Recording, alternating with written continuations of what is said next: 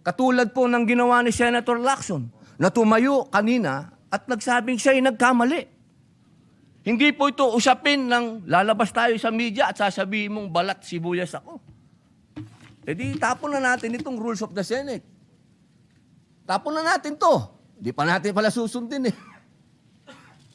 Mga mahal kong kasama, ang sinasabi ko dito, tanggalin natin yan sa record dahil ayokong mababasa yan ng aking mga anak at apo na ang isang Muslim senator ay sinisigaw-sigawan dito sa plenaryo.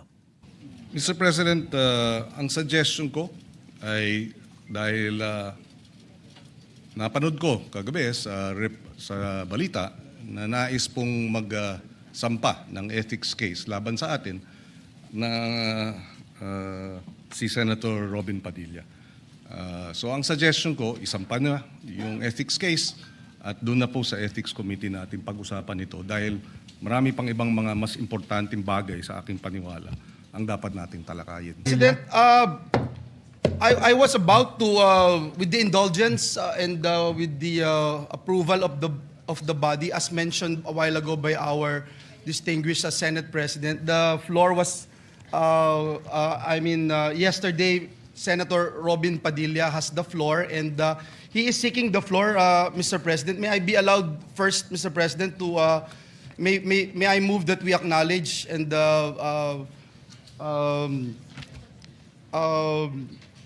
recognize the good gentleman, Senator Robin Hood Padilla. Senator Padilla, you're recognized. Maraming salamat po, Ginoong Pangulo at sa ating pinunong mayorya. Mga mahal kong kasama, mga kagalang-galang kong kasama, at mga karespeto kong mga kasama, meron po akong naiwang usapin kahapon sa ating sesyon.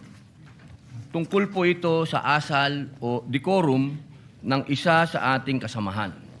Kaya naman, muli po akong humingi ng pagkakataon na makapagsalita ukol dito upang ipaalala at bigyang diin ang ating mga alituntunin dito sa Senado. Naniniwala po ako na mahalagang mapanatili natin ang respeto, paggalang at kaayusan sa bawat pagdinig at talakayan. Ayon po sa ating rules, ang sabi po dyan, Section 93, Rule number 34, Unparliamentary Acts and Language. Ang sabi po dyan, acts and language which offend a senator or any public institution shall be deemed unparliamentary. Sa wikang Pilipino, ang mga kilos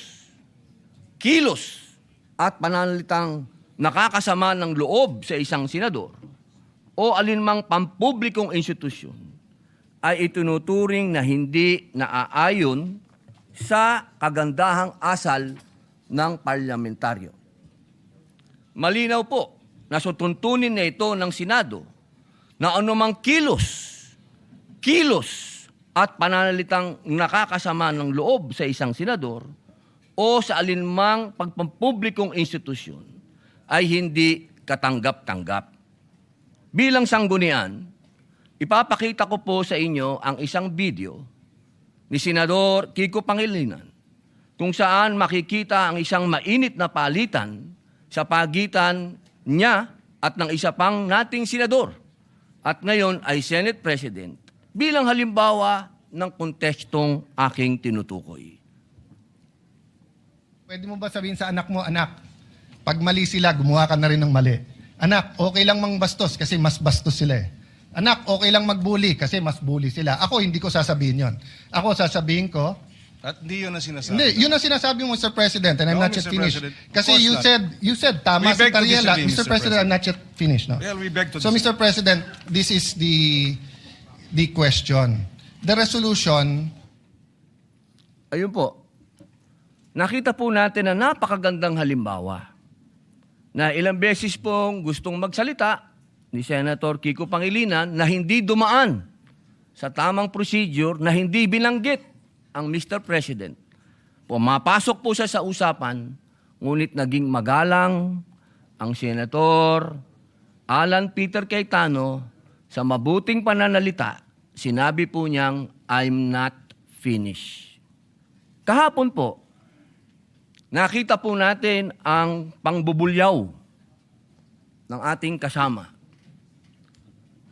Ang sabi po nila, tayo daw po ay balat sibuyas.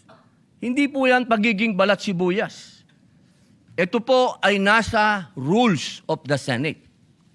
At ang sabi din po ng ating dating Senate President, na ito daw po ay nangyayari talaga, nagsisigawan.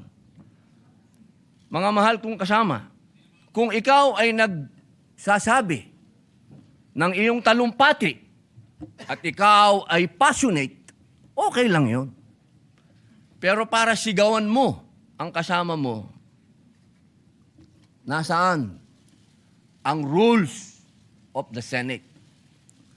Si Ginoong Kiko Pangilinan ng ating senador ay ilang beses na pong senador. Ako po ay neophyte kung tawagin. Napakainam po sana kung pakitaan niya ako ng magandang asal at ipakita sa akin na ganito, iho, ang pagsasabi ng I'm not finished. Hindi yung I have the floor with the burning eyes and the very high voice. Ladies and gentlemen, on record po ito. Nangyari po ito on record sa Senado. Humihingi po siya ng pag-abot ng kamay sa akin, hindi na on record. Paano ko po tatanggapin ng kamay niya? Ginawa niya yan on record. Kaya sana po, hinihingi po natin bilang pakikiisa sa aking dasal, na siya ay, kung siya talaga ay nais niyang mag-abot ng kamay, on record. Sabihin niya mismo sa plenaryo na siya ay nagkamali. Katulad po ng ginawa ni Senator Lacson na tumayo kanina at nagsabing siya ay nagkamali. Hindi po ito usapin ng lalabas tayo sa media at sasabihin mong balat sibuyas ako. Di tapon na natin itong rules of the Senate. Tapon na natin to. Di pa natin pala susundin eh. Mga mahal kong kasama, ang sinasabi ko dito, tanggalin natin yan sa record dahil ayokong mababasa yan ng aking mga anak at apo na ang isang Muslim senator ay sinisigaw-sigawan dito sa plenaryo. Yun lamang po. Maraming salamat po sa binigay niyong pagkakataon. Thank you very much, Senator Robin Padilla. We recognize once again Senator Kiko Pangilinan. Thank you, Mr. President. Mr. President, ang suggestion ko ay dahil napanood ko kagabi sa balita na nais pong magsampa ng ethics case laban sa atin na si Senator Robin Padilla. So ang suggestion ko, isampa na yung ethics case at doon na po sa ethics committee natin pag-usapan ito dahil marami pang ibang mga mas importanteng bagay sa aking paniwala ang dapat nating talakayin. Maraming salamat po. For the record, Mr. President. Thank you very much, Senator Pangilinan. We recognize Senator Padilla once again. Wala na po siguro mas importante kung rules of the Senate ang pinag-uusapan natin. So, ang ibig pong sabihin ba niyan na hindi kayang mahumingi ng paumanhin ng isang veteran senator? Para sa kanyang pagtaas ng boses? Yun po ba? Nakikita ko po ang matamis ng ngiti ni Senator Kiko Pangilinan. Napakahirap po bang sabihin nun? At kailangan pa natin umabot sa ethics? May I suspend session first?